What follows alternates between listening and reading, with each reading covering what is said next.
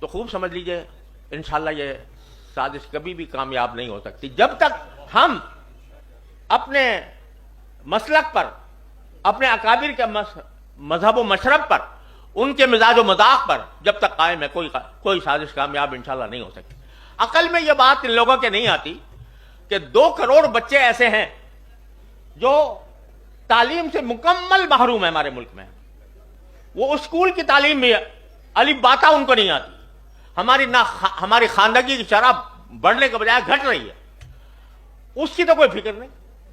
اور جو تعلیمی ادارے اسکولوں اور کالجوں یونیورسٹیوں کی شکل میں اس وقت قائم ہیں، جو اصلی تعلیم دے رہے ہیں، ان اصلی تعلیم کے اداروں میں جا کر دیکھو،